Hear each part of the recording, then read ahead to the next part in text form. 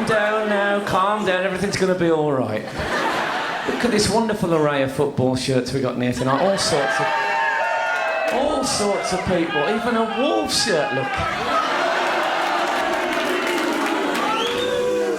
Have you come from Wolverhampton tonight? Yes. You have? I like Wolverhampton, I like to have a walk around there. No, I do like walking around, it's not often I feel fashionable.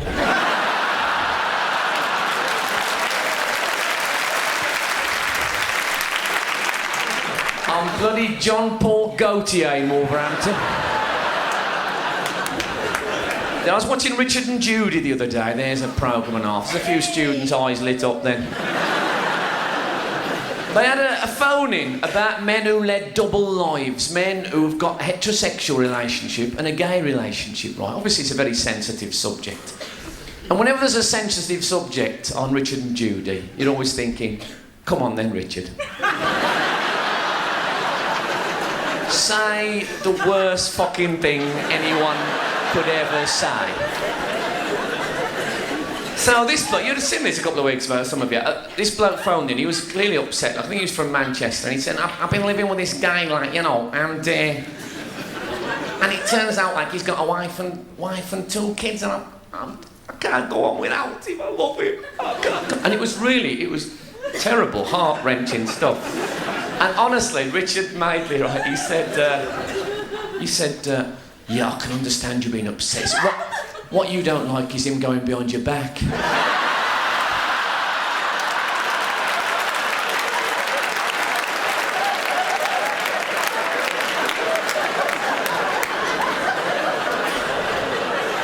Oh no, I don't mind that. No, I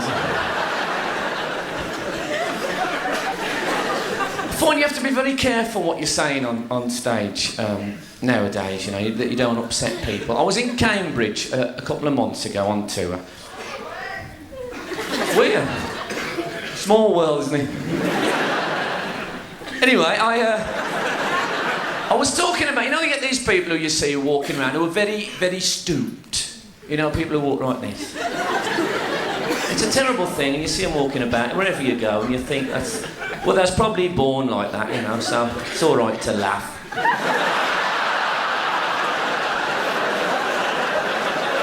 Because I won't get it, right? I know when I was a kid in Oldbury, right, that was where I grew up, and when I was a little kid in Oldbury, oh yes, and there used to be a bloke like that. We used to pass him on the way to school every morning. And every day, he'd be walking down the road, there'd be about 4 or 5 of us. Every fucking day, we'd go, you lost something, mate? He loved us, that bloke. So on about this in Cambridge, a bloke at the back shouts, yes, it's called ankylosing spondylitis, actually. I said, is it, Mr. fucking Noel? I said, how come you know so much about it? He said, I've got it. And the audience went, ooh. And I thought, shit. I said, you haven't got it very bad, have you, mate?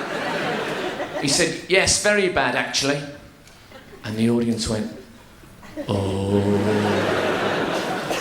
And I thought, I've got to try and pull this back. I've got to try and lighten it. And all I could come up with, and this is very poor, right? I said, well, put it this way, mate, you'll probably never stand in dog shit again.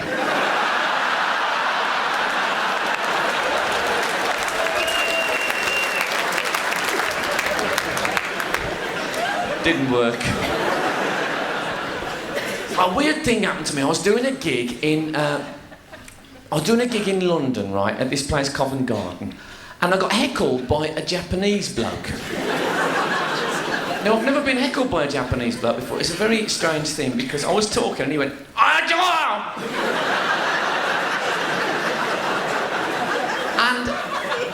because I didn't know what he'd said, it was quite hard to come back, you know, to him. And so I thought, I'll chat and we might get something out of it. So I said, are you from Japan, mate? And he said, no. I am from Korea. I said, oh, right. I said, are you from North Korea or South Korea? And he looked at me. He's a businessman, about 50. He looked at me and he went, no. I was joking.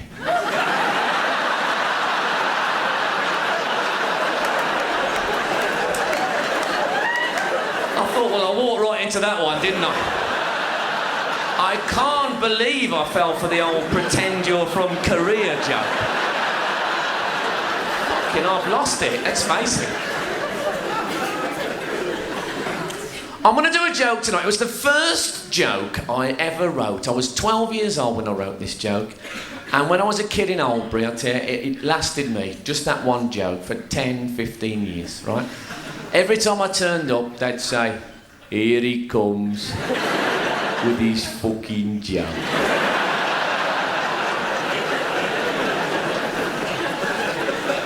And this is it. If anyone here fancies trying this is the joke. All you need is a big nut and bolt, right?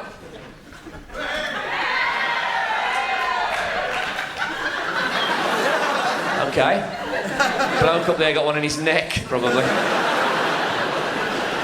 When I was a kid in Albury, right, I kept this in my pocket all the time, right? And what I used to do, I'd go to every fairground in a 10-mile radius.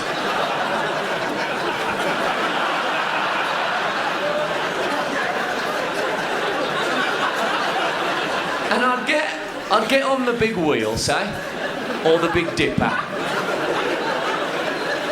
And when we got really up, you know when you're loading up on the big wheel and you're on the top there and it's a bit windy and you're worried, you know, I'd start saying, it's high up, isn't it? Isn't it high up here? Everyone's going, yeah, it is high up. And when they're looking down, you just get the bolt out your pocket.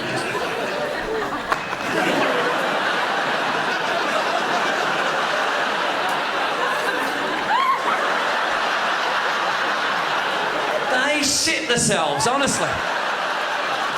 It works, still works. I've done it on fucking Eurostar. Right, so, I live in London now. Oh, fucking do ya, yes. And, yeah. And I've just remembered why. And,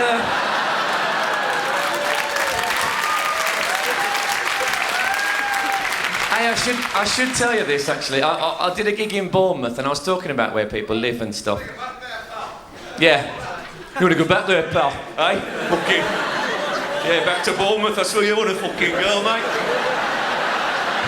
Hey, I fucking told him. Hey, back to fucking Bournemouth. What are you fucking talking about, you twat?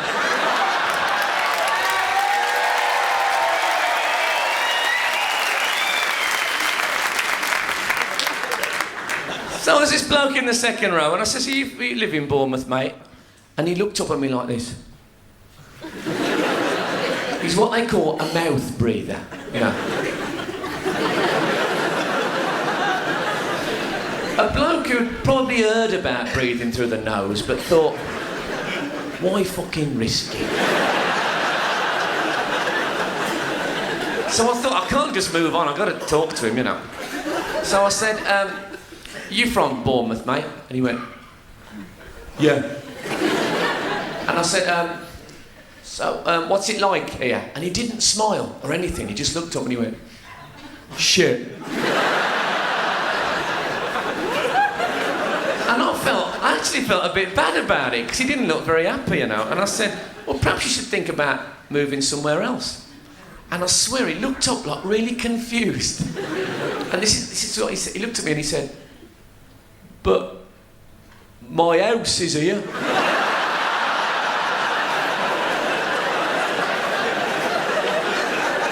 That's what there's people sleeping in shop doorways in London. He said they've come up from Bournemouth, got there and thought,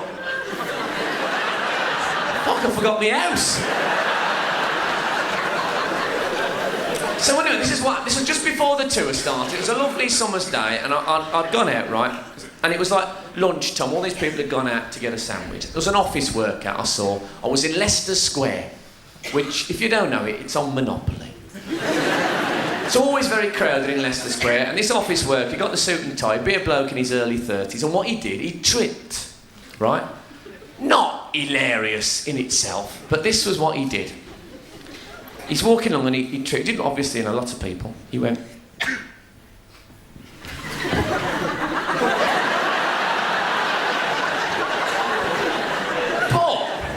Not only that, right, he managed to top the little run.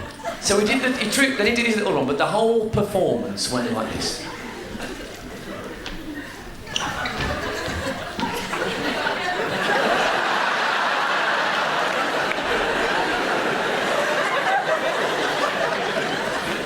And I thought,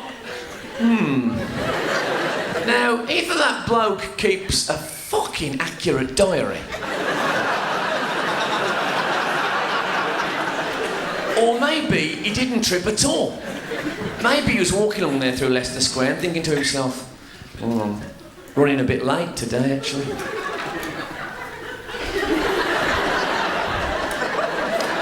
That's bad. That's put me back on schedule. You youngsters down here, how old are you, mate? 20? Fuck off. I'm not selling fireworks, you can tell me. Are you really 20? Really? How old are you? You're 17. What's your name? Lou, okay. Don't be nervous, dear. I'm quite a nice chap. So, Lee, have you started having sexual intercourse yet? You lie to your mate, you might as well fucking lie to me as well. Yeah, okay then. I'll go with it. I'm not going to ask you any big personal questions, so don't panic, okay? Trust me, don't you? Yeah. When you first started, right, the first time, if you didn't, pretend, right? Were you worried it might be over a bit quick? I'm not asking if it was, but were you a bit worried about it? Yeah. That's natural, most blokes. First time I had sex, Lee, I'm not kidding you, it was sort of, oh, thanks very much. I'd still got my fucking Crombie on, right? Bottomed. So that's quite normal, but something that I think most people know that, but something that's not often spoken about, and this is something I've found to be true, as I've got older and older and older, I've found it takes a little bit longer, till now, frankly, it takes too fucking long. I could be going for, say, 40 minutes or so now. 3/4 of an hour, you know, and I'm looking around the room for things to do. I'm thinking things like, I shall get that fucking cobweb later on. And I'll tell you, as I've gone older, sex from behind has been an absolute godsend to me. Because the great thing about sex from behind is that you don't have to look interested.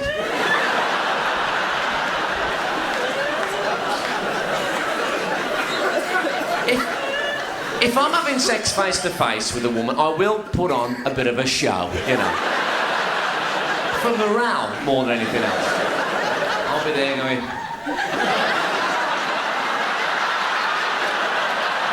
smashing this. And I think women like that. Sex from behind, though, I don't bother, honestly. And I've developed a method now, a sort of a one-legged method, right? So I'm like this.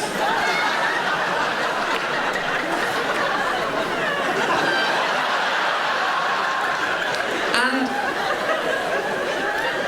it's not what I'd call a sexual technique. What it is I am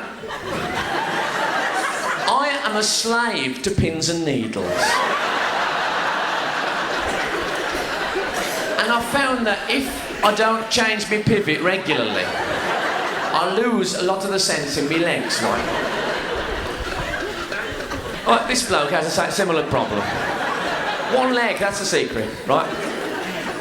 So, it is, you know, it's a problem. And I've found that also, if you, after about half an hour, sometimes the circulation will start to go anyway. And I'm losing a lot of sense in the legs. And then I'll adopt a sort of a Shaking Stevens approach.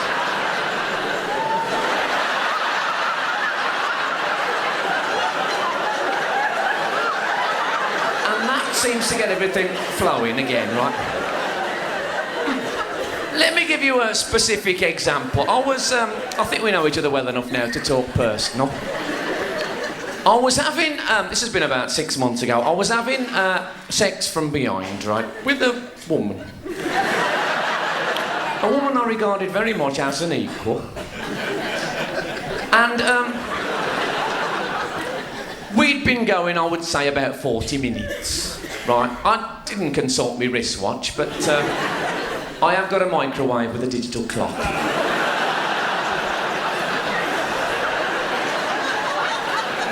And I was...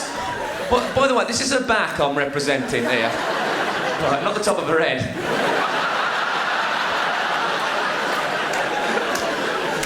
Yeah, I said we'll have sex from behind now, shall we? You little rascal, you. Huh? You know. There's a woman looking at me here as if to say, that better be a fucking dwarf joke. So this is anyway, we was having sex from behind, right? I can't remember which leg I was on, but trust me, it was one or the other. But I should probably clear up at this point in the story, but when I say sex from behind, right, I mean straight sex from behind. Right? I don't mean... No.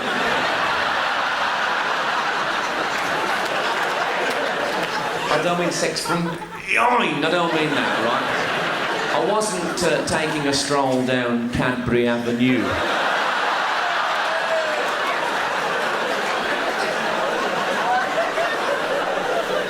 Straight sex from behind, right? Let's say main auditorium. Not small, slightly experimental studio theatre next door.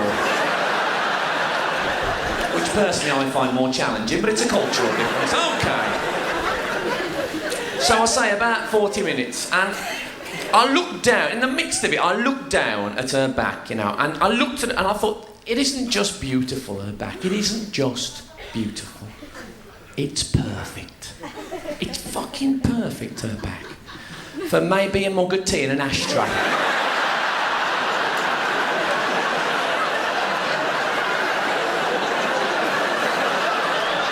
Have a coaster down there. Obviously, I wouldn't want to burn anybody. Now, at least... No disrespect in that, of course. I mean, some men, you know, some men during sex are quite aggressive and arrogant. Sex from behind seems to bring out the worst in a lot of men. Now, there are women in here tonight now, I can see you looking at me. And you're with your boyfriends and your husbands, and you're looking at me when I say that as if to think, not our Jace, though. No, he's not had good, she's loving and warm. And romantic. Always rough when he's with the lads, but when he's with me, I see another side. Okay, well, let me put it this way. Every bloke in this room tonight who's had sex from behind, right? Trust me on this, Lee. Every bloke in here who's had sex from behind, right? Occasionally, he does the sex from behind face. You know the one I mean? Now,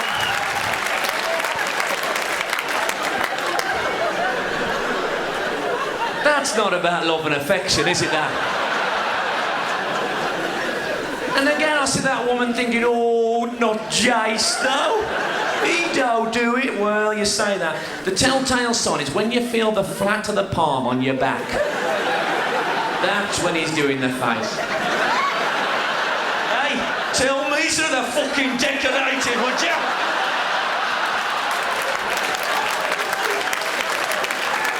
And all the grudges come out, I tell you. Oral sex, even worse. If you love that man, never ever look up during oral sex. If you see that face looking down at you, that will be it, I'm telling you. He's doing it. That's why they hold your hair, you know. I think I better not let her look up or we'll have to split up immediately. Hey! Hey! Fucking nag me now, will ya?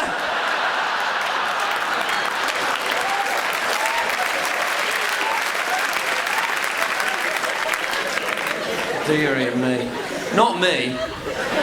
No, I am quite a gentle lover. I'll admit I have looked down during oral sex on occasion, right? But only to sort of go, oh, how could you?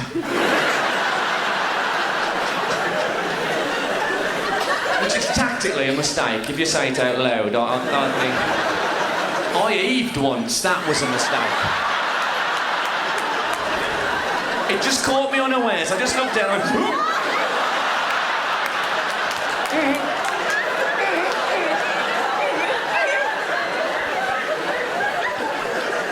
But it's not just men, right, who are aggressive either. I went out with a woman, right, from Hall Green.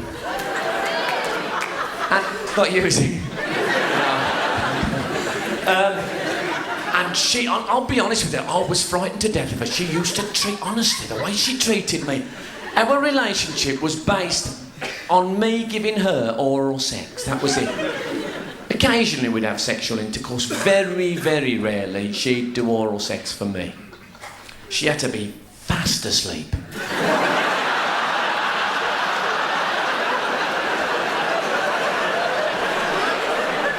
Do you know it's a cure for snoring? I found that out accidentally.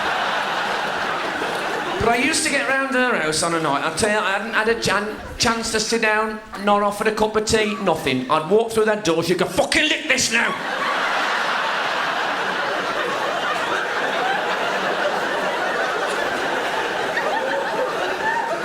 You know, it doesn't cost anything to say please. And deeper, that was her thing. Deeper, come on, deeper. She got deeper. Well, I've tried, but I don't know if you've ever tried getting a little bit deep. Sometimes it's like you overreach, right? And you feel like you've pulled a muscle in your tongue. Do you know that feeling? She'd be going, come on, deeper. And I went,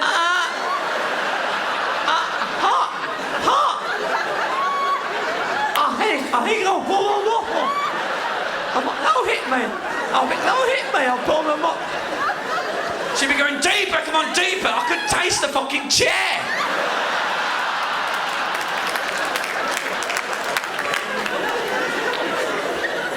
Let's clean things up a little bit. I went to Australia, right? Now, this was... You know, Terry Venables was the manager of England, and then he became the manager of Australia. Just after that, I went to Australia. And I went to a football match out there in Melbourne. And I was standing watching the game. It's a true story. And a bloke came over to me, big Australian bloke, and he said, excuse me, mate, are you from England? Because it was Alf from Home and Away. That was. He said, are you from England, mate? And I said, yeah, I am. And he said, so, what do you make of this Terry Venables character? And I said, well, you know, I think he's a good manager. I think he'll do a good job for you. And he looked at me, this bloke, right? And this is his words, not mine, word for word. He looked a little bit serious and he said, you know, if he doesn't get us to that World Cup, he'll be about as popular as a ginger-haired stepson.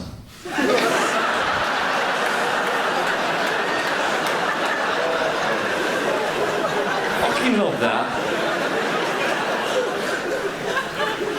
Terry Venables. So you got the old England Euro 96 shirt, the one we lost in. So, what's your name? Julie. Did you watch Euro 96, Julie? I did. Do you remember the Spain game in Euro 96? What? That was the one when it went to penalties and Stuart Pearce got that penalty. Remember he'd missed one years before, I don't know if you knew that, but he'd missed one. And he took the penalty. Do you remember Stuart Pearce? He ran up to the crowd.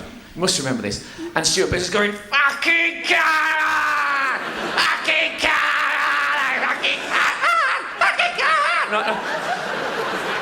Well, I was in that section of crowd, right? We shit ourselves. He's going, fucking God! Where are we going? We want to watch... Can we not watch these other penalties? Fucking God! He's putting our coats on. We're terrified.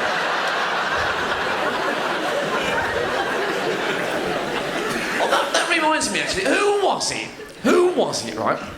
Who discovered the fact that if you tilt your head slightly and look very determined, the radio gets louder.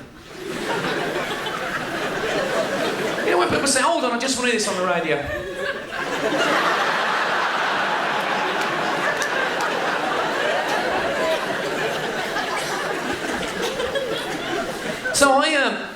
I read a book, I'll tell you this, I read a book about Siamese twins.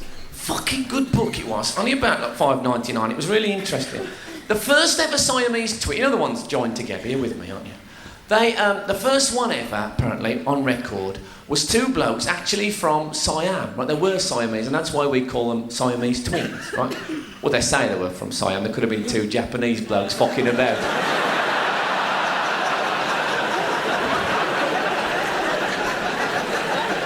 But they were called Chang and Eng, right? And they were joined at the hip, and they lived to be in the 60s. They both married separate women and both had kids of their own.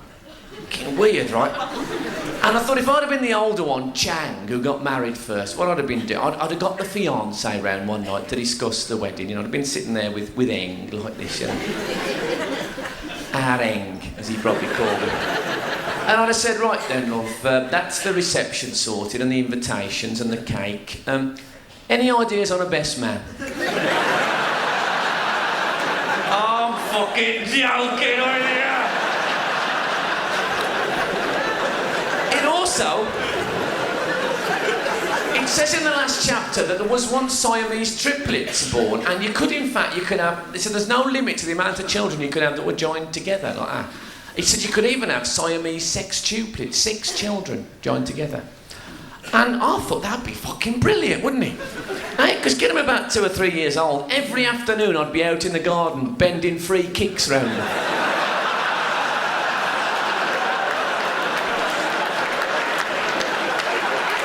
Come on in the house now. Come on in there. Sideways, sideways. You're killing them 2 fuckers on the end.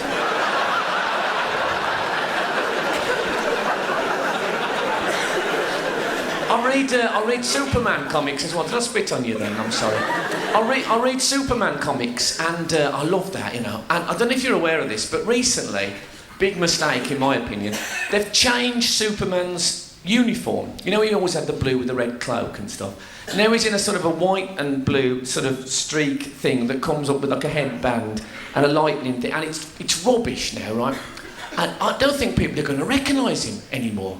He'll turn up at the scene of a crime, Superman, and there'll be coppers there going, "Yes, mate? I'm Superman." What's this, a fucking away strip?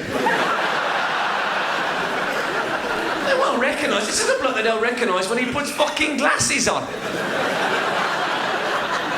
How does that work, right? If I go around a mate's house and he says, "Frank, have you read this in the paper?" I'll put my reading glasses on. He doesn't go, "Who on earth? You come bursting in here, help, help!" No, it's me, Frank, thank God, some bastard with glasses on, he come in here and grab the fucking paper.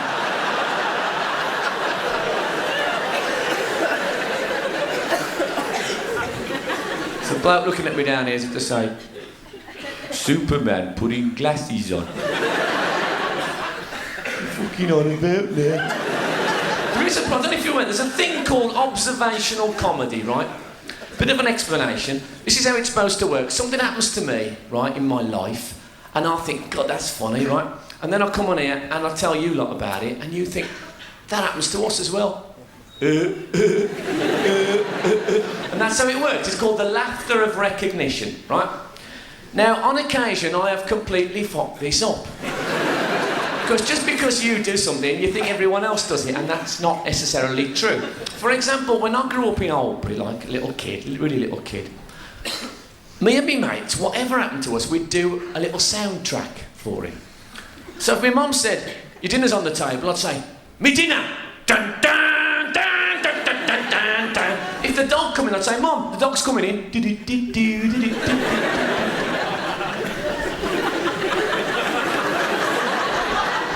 But that was in Albury, as I say.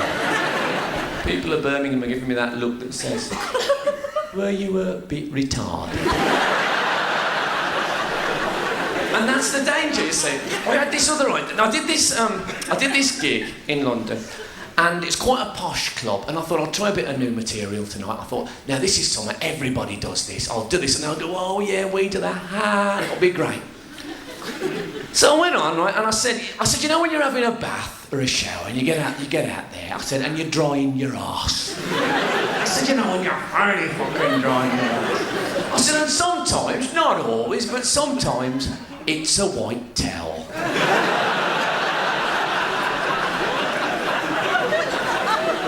And they were going, And I said, you hold it up, don't you? Hey, you hold up that towel. I said, and there's what I would call sometimes a slight blemish. I said, now we all do this, don't we? I knew by now probably we fucking didn't. And I was stuck with it. And I do this, and I still do it, and I'll confess it tonight, right? If I hold up the towel and there is a blemish, I will always go.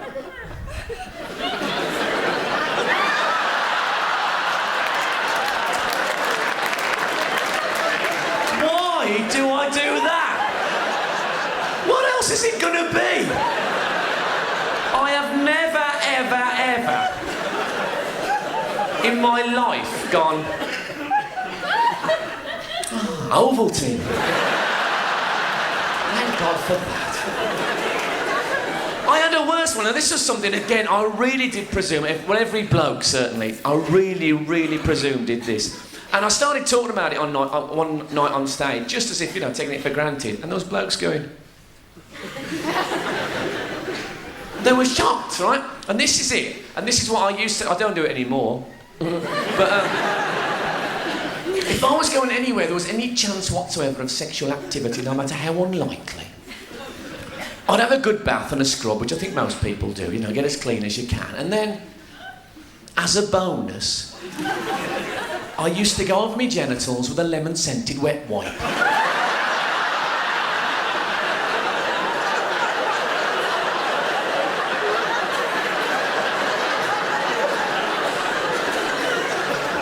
This is really true as well, honest.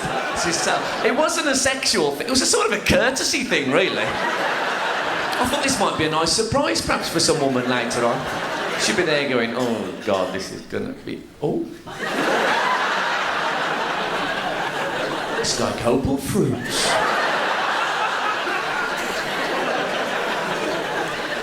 And the other thing about... It's actually quite refreshing.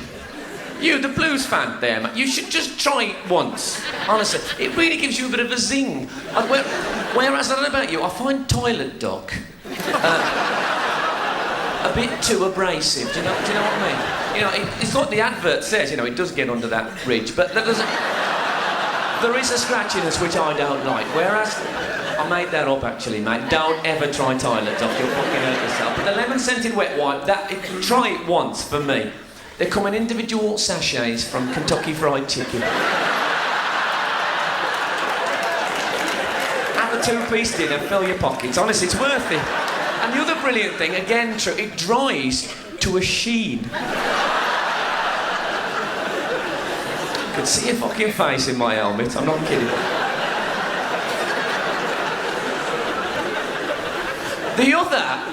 The other problem with this observational comedy thing, this is a bit of a trickier thing, right, is that you're supposed to talk about, you know, what you do in your everyday life. Now, if you've got a job that means you're on television and stuff, it's hard to talk about that without sounding like a total wanker. For example, if I'd have come swaggering on here tonight, you know, in a bit of a designer suit and stuff, and I'd have said, God, dear, you know that feeling you get when you're ushering a woman out your hotel room, and she turns around, holds up the condom and says, you wouldn't sign this, would you? You'd hate me then, wouldn't you? You'd really, and quite rightly, obviously I made that up, you know. I didn't sign it anyway. Didn't want to get shit on me biro.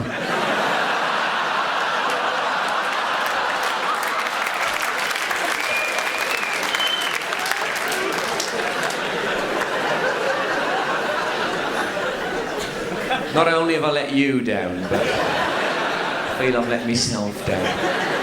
Let's go back to Superman. Oh, there's something about Superman I didn't tell you, right?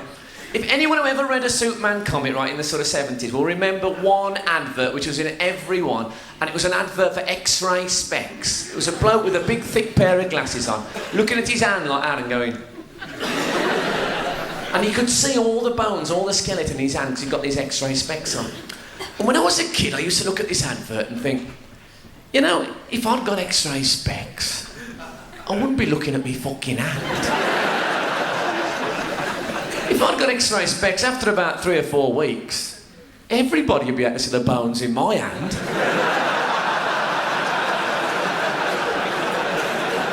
On the fucking surface. Now we move into a very private area of life. Let's call it the solo road to sexual pleasure.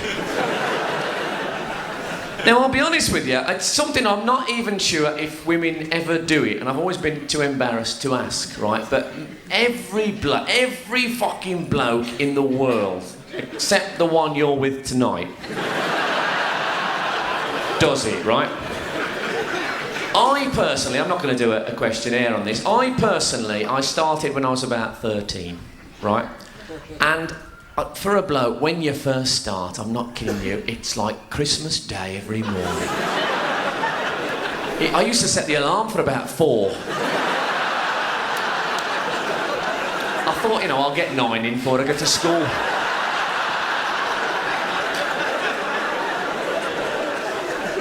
And then it happened. I was at school one day, I was 14 years old, I was talking to this kid. Now, it was one of these kids, there's one in every school. He knew more about sex than everyone else, and he used to come and give you little tidbits about things he'd earned, things he'd found out. And we were talking about the solo road to sexual pleasure. And he said, of course, he said, when you get old, you know, he said, a woman will do that for you. I said, I don't think so. He said, I'm telling you, he said, my brother said his girlfriend, you know, does it, he just lies back and she... I thought, fucking hell, that'll be fantastic. I'll be able to hold the whole magazine open.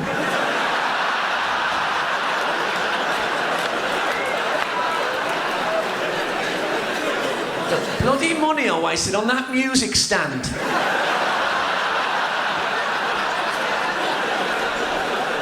So it became an obsession of mine, right? I got really wrapped up in mind how brilliant this would be, and I got to like 15, it hadn't happened, got to 16, didn't happen. A week before I was 17, I lost my virginity, and I thought, well, that was nice, but it won't be as good as when a woman does that personal thing for me. Got to 17, still didn't happen, 18, didn't happen, 19, 5 fucking years I've been waiting, building it up, and then finally, when I was 19 years old, at last, the woman said to me, I'll do that for you.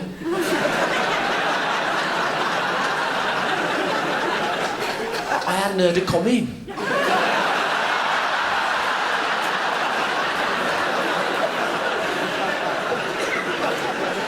And I thought, now this is something now, 5 years, this is gonna be fantastic. Because if it happens to me 1,000 times, this will always be the first time, right? It's gonna be sexual heaven, I'm gonna lie back and I'm gonna enjoy this. Fantastic. And I lay back and she started, you're hurting me, get off it! What a fucking letdown that was, right? Because women are so fantastic at so many things, but I am sorry, I don't want to offend anyone, they are shit at that. I said to this woman, I said, come here. I said, a couple of pointers, I said, before you go. And you're fucking going, madam. I was livid. I said a couple of things to bear in mind, look out for in future, you know, to help you. Number 1, I'm crying. Bad, shouldn't be. Number 2, bright red. Shouldn't be. No, it shouldn't. I don't care about your fucking dog. Mine shouldn't be. Hopeless. Then you meet the woman at the other end of the scale. Literally, right? This is the woman who holds it at the very base. Right down the bottom there.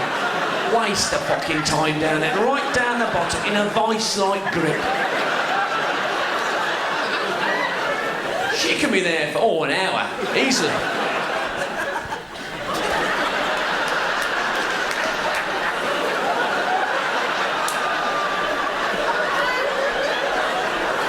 And what I really hate, what I hate more than anything, is after about 25 minutes, the fucking support arm comes out.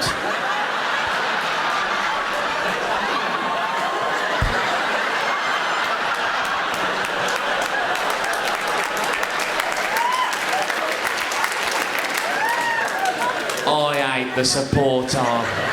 Is that just to make me feel bad or what? Yes, I was with... Down the bottom there, it's a waste of fucking time. I was with a woman one night, she'd been there an hour and 20, no exaggeration. She said to me, does that feel nice? I said, I thought you'd gone.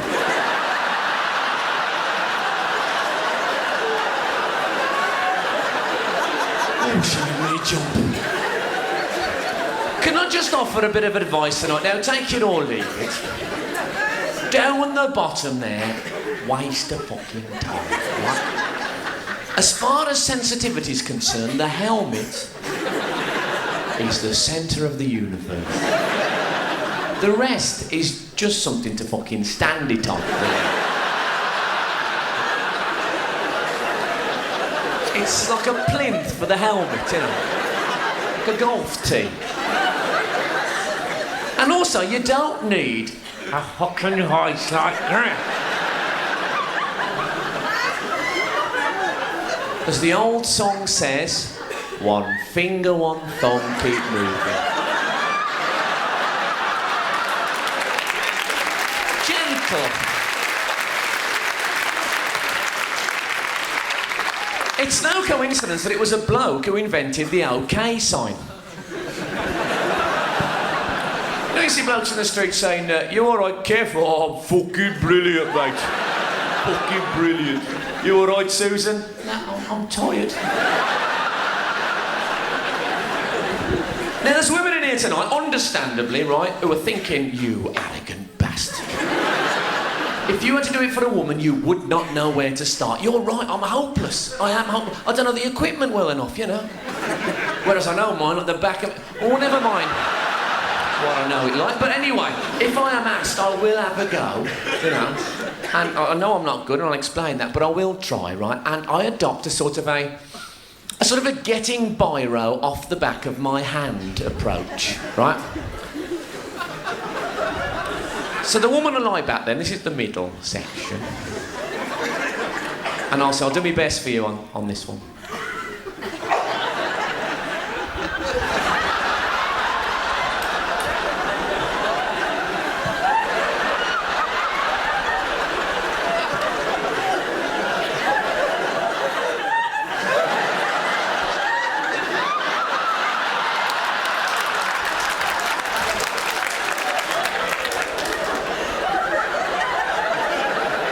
You there yet?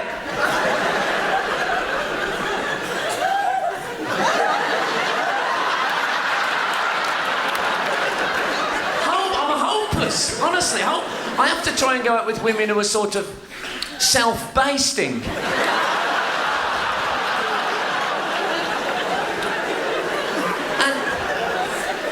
I think the moral of this story is it's a solo activity. Like, look after yourself, let your partner look after themselves, and everyone's happy. I long for a society where you can walk down the road and say, you all right today, Susan? Oh, I'm fucking brilliant, thank you. There's enough problems, isn't there, in relationships now? I mean, it's terrible. I mean, the old blues fan down here now. You see, have you got a girlfriend? Married. Oh, you're married? Right. So you're a football fan as well? Oh, so that helps, you see, if there's two of you. You have to be. Do you feel that? You've been forced into it. You see, I think it can cause problems in a relationship. I lived with a woman who wasn't very much into football, but she used to try and join in a bit, you know. And one day I had the radio on, and the bloke on the radio said, and now sport and amazing news from West Bromwich Albion. And she said to me, oh, West Bromwich Albion. That's your team, isn't it? I wonder what they're doing on the radio. And then he said, and now weather, there's a warm front coming in. And the thing with a headbutt is that you've done it instinctively before you got your fucking... And I felt... She was out for 20 minutes. I felt really... Must have been 20 minutes because I'd finished packing her stuff by the time she... come round. Not that I'm condoning in any way domestic violence. It's obviously a terrible thing. There was a story in the papers, right? Hope it's not true, but there was a story. Geoffrey Boycott's girlfriend... You know Geoffrey Boycott, the English cricketer? His girlfriend, do you remember this in the tabloids? Claimed that he'd beaten her up quite badly, and terrible story. 7.5 hours it took him. Just little taps like that.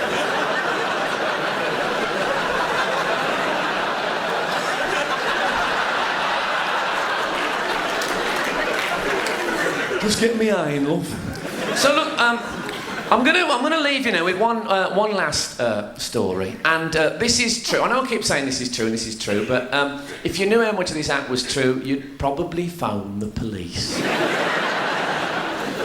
This is something that happened to me. I was invited to quite a posh do in London. It's a place called the Guildhall, famous place, and it was a dinner to raise money for the St John's Ambulance Brigade. So it was, you know, it was a good cause. So I turned up there.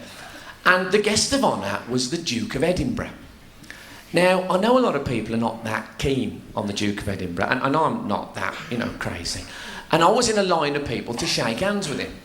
And as he was coming down the line, I was thinking, when they say, Mr Skinner, this is Prince Philip, I might say, yeah, Pons Philip, I'll call you. Right? But I never, right? They said, Mr Skinner, this is Prince Philip, and I said, it's very nice to meet you. And I got all excited. So anyway, we went into the hall. The Duke of Edinburgh obviously is on the top table, as you'd expect. I'm on a side table, but I can see him very clearly from where I'm sitting. So I'm watching him, you know, thinking, fucking hell, Duke of Edinburgh. And then, it happened. A bloke at the end of the top table, he stood up with a little hammer, and he banged the hammer, and he said, "We will now all rise and sing together the national anthem." So we did, we all, including the Duke, we stood up and we sang. God save our gracious Queen, long live our noble Queen, God save our Queen. And as we sang, I was watching the Duke's face, and I could tell by his expression, he was thinking, I fucked her.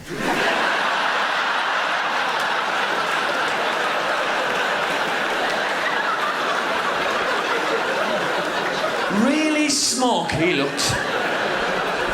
As if to say, oh yeah, you can sing about her, but I've gone what I'd call a stage further than that. But what really got me, when it got to that bit, long to reign over us, he started sniggering. You've been a really lovely crowd tonight, Friday night in Birmingham. You've been brilliant. Thanks ever so much for coming. Hopefully I'll see you again. Good night and God bless you. Cheers.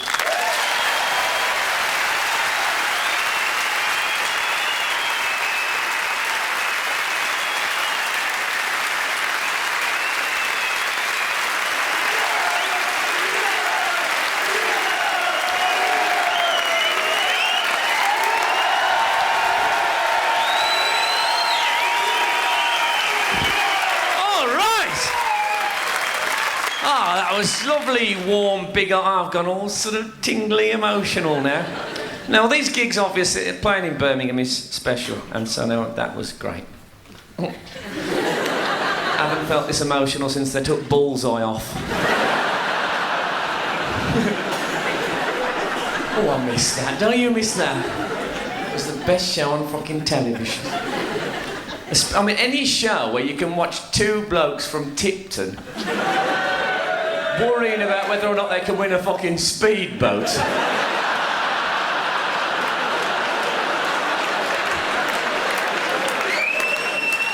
You can hear them saying stuff like, it's got to be worth 100 quid in scrap.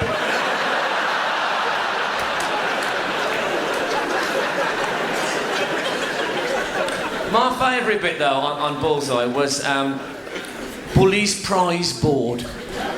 Do you remember that? It was a bit with the red sections. If you got a dart in the red section, you won a prize. And before you're through, Jim Bowen, the host, He'd tell you what was in each section with a little poem. Oh, I fucking love that, I tell you. Used to be stuff like, in one. If you like a nice tune, you'll be over the moon.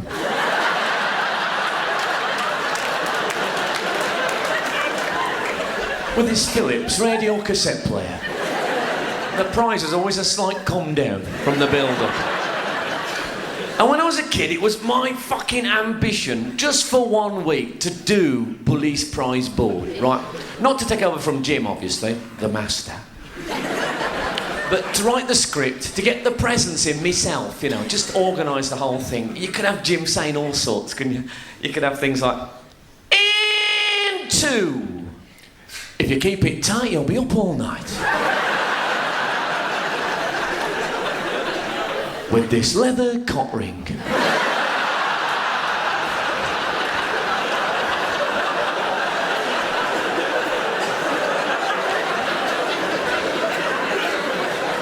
And three. When she's under your spell, she'll do housework as well.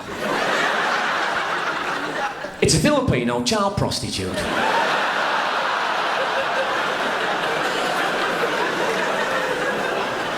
Yeah. Some clapped, some went, come on, we're going now. Here's a fucking true story. Now, this is something, I think, which... I've told you a few stories tonight, but this story sums me up more than any other story I'll tell you, as a man with a fucking problem. Right. What happened? I was filming, right? Oh, fucking were you? Yes. In Milan. Fucking Milan. Right, for Channel 4. So, there was me and a sound man and a cameraman and a lot of Italian passers-by who just happened to be there. And we heard gunfire. Now, this story was in the paper, so you might have read the story, but you won't know the details about it, right? We looked down this street we was in. There were 2 Italian coppers running up the road, not firing pistols, but holding them in the air and going, right? In Italian, obviously. Not just going, otherwise the Italian passers-by would have gone, are you a bit retarded? But anyway, we looked up, a van screeched to a halt at the end of the street, right? And there was a bloke hanging out the window with a fucking machine gun. And what had happened was that he'd done an arm raid on a jewellery shop in Milan. The police had cordoned him in and he'd panicked and he just started firing down this street we were all in, at anybody. The bullets was hitting the front of the fucking shops and I thought, this is it now. This is the end, right? I don't know if you've ever been shot at, anybody. Someone in from Allen Rock, did you say? But it's really terrifying. You're running like, I just ran in a panic and you're thinking, like, this could be the last thing I ever see. I'll never see my family again, my friends. Maybe there isn't a garden, I'll die and I'll rot and the worms will eat me and that's it. It's all going to end now like that. And I'm running along and all that's going through my mind, right? And this Italian woman overtook me. Quite an attractive woman, you know, short dress. And as she ran past, I remember quite vividly thinking, fucking hell, she's all right.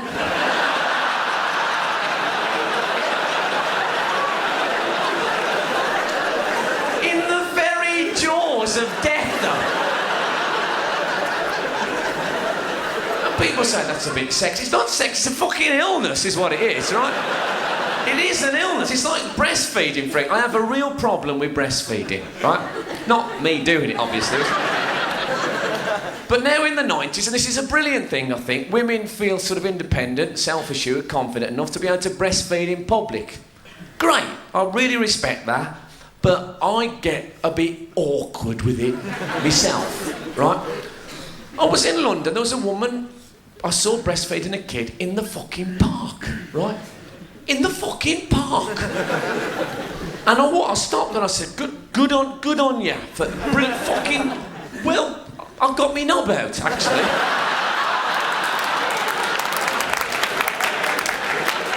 As a sort of a sign of solidarity. I said, I'm with you, sister, on this one. She looked a bit puzzled, but not wasn't upset. The other problem I have, if you're a 90s man, which I try to be, you're supposed to be able to talk to a woman who's breastfeeding as if, like, maybe you hadn't even noticed. I can't fucking do that, right? I had to look them straight in the eye like this. I daren't look anywhere else on the planet, right? And I just talk rubbish. I'm saying, yeah, the weather, hasn't the weather been... the weather, just, the fucking weather on that. The weather, you know the weather, the weather. It's like there's two pieces of string, right, from my eyes down to a nipple, pulling my head forward. I can feel it in my neck muscles. I'm thinking, I'm not going to look. I must not look down there. What a lovely baby. When's he going to move his fucking head?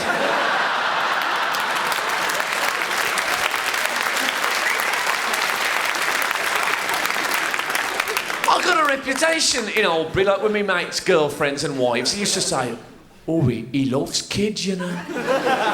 He loves... When I first had our Darren, he was round every day.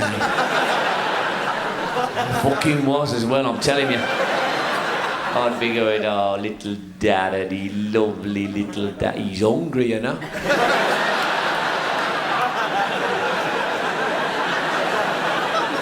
No, I've just fed him, actually. Oh, now he's hungry, though.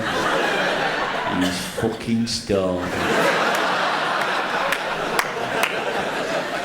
No, I've just fed him. He can't... Look, get your tits out, I'll kill him. Terrible. In 4. From Ho Chi Minh to Minh Ho Chin. It's a video of Vietnamese war atrocities. Now, we all do things in our life that we think are big and clever at the time, but when we look back, we feel a bit embarrassed and a bit ashamed and a bit stupid about it.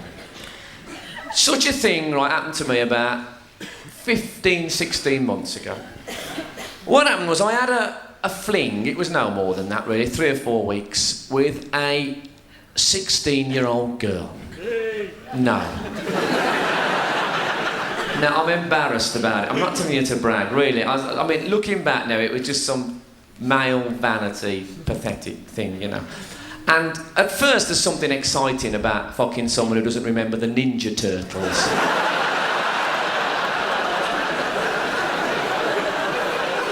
But you can't build a relationship on that, can you? And it's a hopeless imbalance. I mean, what's the sexual peak for a woman? What age is that supposed to be? Do you know? 35. Right. What is it for a bloke? 19. Better get a fucking move on, Lee, eh? 35 and 90. So this relation of mine was hopelessly imbalanced. It's terrible.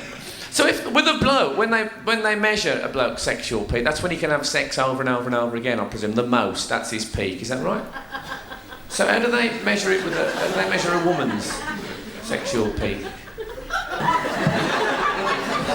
Now, is she some sort of slopping pail?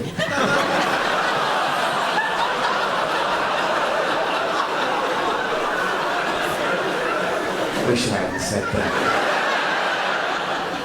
Anyway, look, so I had the fling, right? I remember the first night we spent together, for the first time I stood naked before her, right? And I stood there like this. Why I'd extended one toe, I will never know, but it felt right. And she walked around looking at me, and she said, I always remember, 16 years old, she said to me, she said, "You're like a tiger." And I thought, fucking yes. Right, I know it's pathetic, but I was really chuffed, you know, till I realised she was on about the stretch marks on my arse.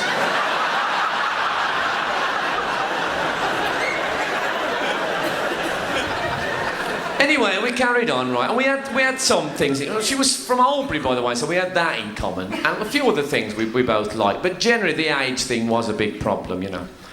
And then it happened.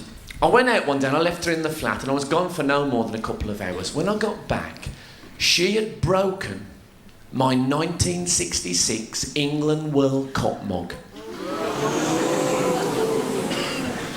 I was very upset. It's bad enough if a girlfriend breaks your 66 World Cup mug, but when she does it fucking skipping...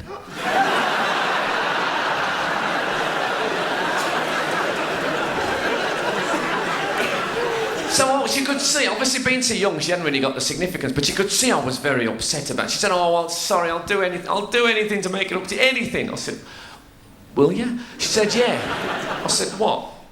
Bourneville Boulevard?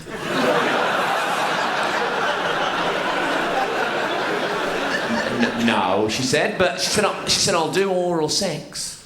16? I hadn't fucking heard of it when I was 16. I said, it won't mend the mug, will it?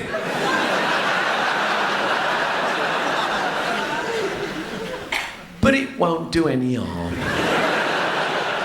But what really put me off, right? She said, blowjob. Dun, dun, dun, dun, dun, dun, dun, dun, dun, dun.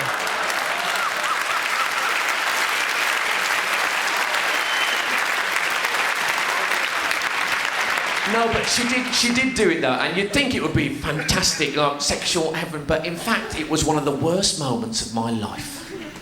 Because after about, no more than about 20 seconds or so, you know, after she started, she started crying. And I felt so, I thought this young girl, I thought, a child in many ways. And I've corrupted her with me filthy vileness. I let go of her hair and everything. I didn't want to know. And I felt so low and so bad. And then I realised she wasn't upset at all. It was the fucking lemon was coming up.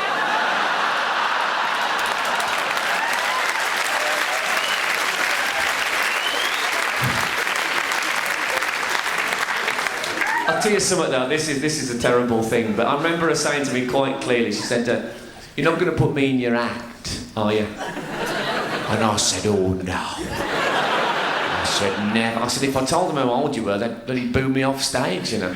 She said, you could always add a couple of years on. It was a joke. That was a joke. That was a joke.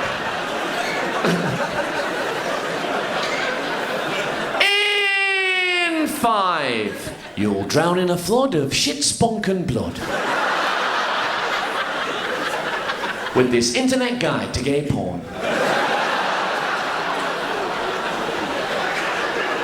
Anyway,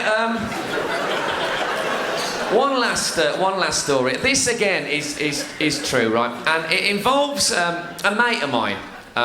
Some of you may know, little Jewish bloke, glasses, called David Baddiel, right? Now, me and Dave, we've been through a few, tough times together. He is, as you may know, he's a Chelsea supporter. And I remember when Matthew Harding died, the Chelsea director. Thanks, mate. Fucking sensitive kid. Was it Ken Bates in the audience? It was a terrible thing, right, for Chelsea fans. And Dave was very upset. And the following weekend, Chelsea were playing at home, and it was a very emotional game, as you can imagine. And I went up to the Albion, right? So when I got back that Saturday night, he was still upset. And he said to me, it's terrible. He said, did they have a minute's silence at West Brom? I said, nah, just the usual hour and a half.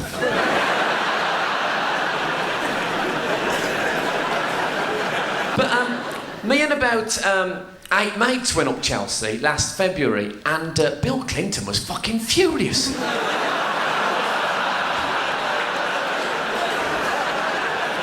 She loved it.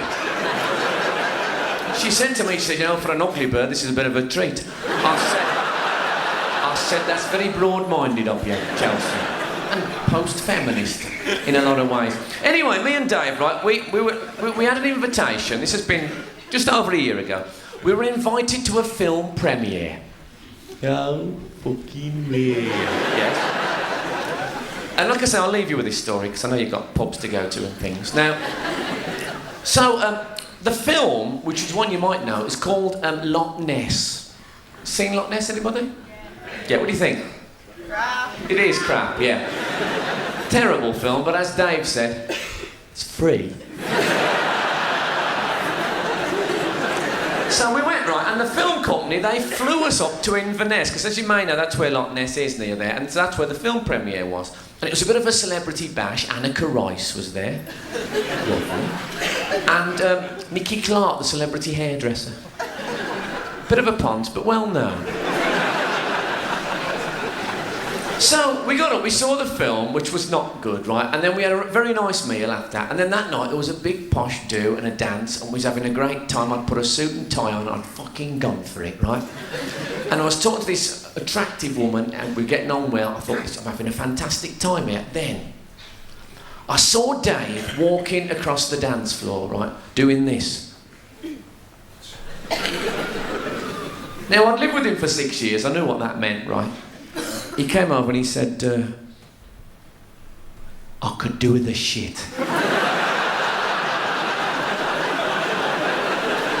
Why do men do that? I could do with the shit. I'll just flatten it out a bit. Do a sort of a discus type shit. So I said, why are you telling me this, right? And he said, well, the thing, now, this is the crux of the story. He said, the thing here, he says, is that the toilets are like individual cubicles. You go in, you lock the door, that's it. He said, now, there's someone in the men's. He said, I can't wait, I need to go in the women's, but I want you to come and watch. I don't want anyone to see me coming out of there, right? I said, right, come on. Come on! So we went to the toilet together. Now, I know there's been rumours. But to be honest, if I was going to fuck a bloke, he wouldn't look like David the Dean. And also, imagine if Dave was giving me a blowjob one day and I was there saying, that's it, Dave, fucking brilliant. And accidentally knocked his glasses off. And I went, who on earth? Help Dave, there's some Asian bloke giving me a blowjob.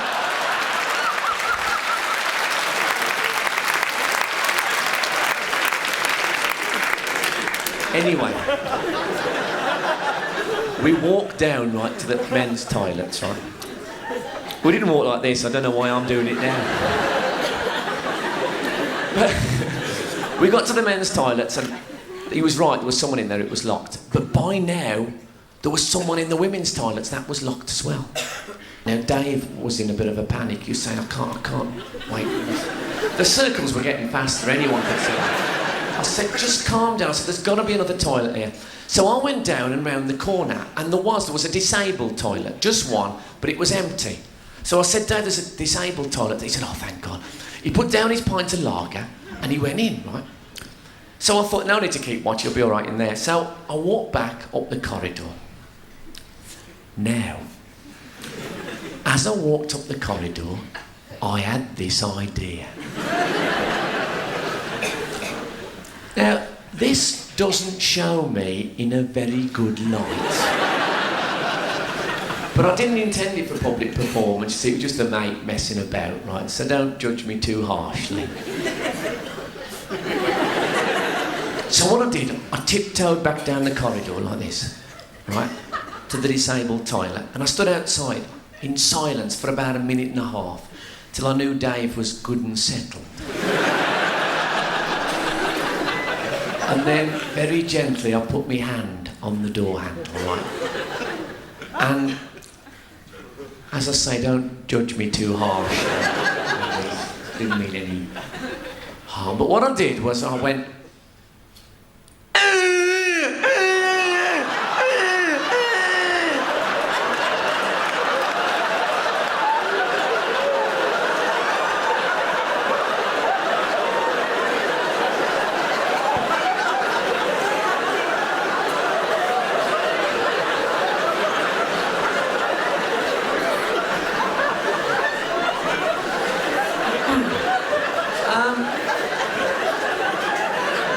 Now, some might say bad taste, right? But as I say, I didn't intend it for public performance. It was just like a mate messing about, you know, so I didn't mean, and it fucking worked, a treat, right? I could sense tension coming out the cubicle. I knew Dave was in there going... And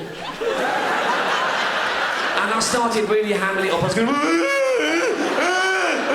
Too loud, though, too fucking loud. This woman come round the corner. Big, tall Scottish woman, blue uniform, worked at the place. She looked at me and she said, what's going on? I am not kidding you. I'm not a man who gets easily embarrassed, but I have never felt more embarrassed in my life. And it could have been worse. It could have been fucking worse, right? Because I just had this other idea. You know when I said that Dave put down his pint of lager before he went into the...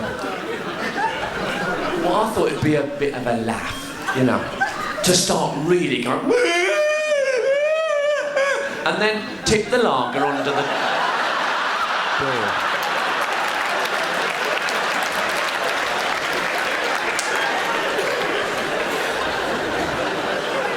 I was ever so glad I hadn't started doing that when this woman come though.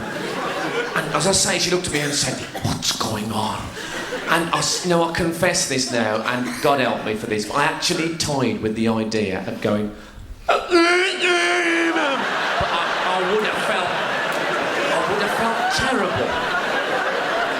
Couldn't have lived with me. Besides, I've promised Annika a dance later on right now. If I could dance with Annika and this woman had gone past, I'd have to have gone... Annika would have been quite startled, I'd imagine. So she said again, "What's going on?" And, you know, when you're a comedian, you think, you know, you've got a bit of a fancy answer for everything, and of course, it's not true. And I was there, I was caught red-handed, and I stood there, and she said, "What's going on?" And I said, I was just trying to get me mate to hurry up a bit.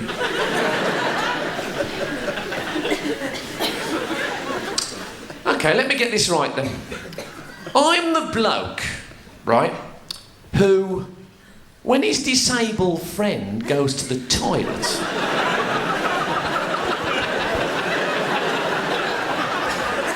I stand outside, rattling the door out and saying, "Come on, what's the fucking matter with you?" But not only that, but so he understands me.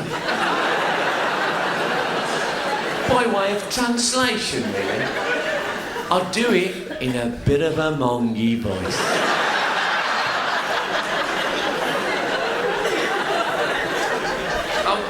I was in the wrong, I had no defence, and she was angry, and quite rightly, and it would have been terrible. But the situation was diffused somewhat by the very loud laughter that was starting to come from inside the cubicle. Look, you have been a brilliant crowd tonight. Thanks ever so much for coming. Good luck to you and your teams, as long as they don't finish as high as mine. I don't mind where they finish. Good night, God bless you. Cheers, see ya.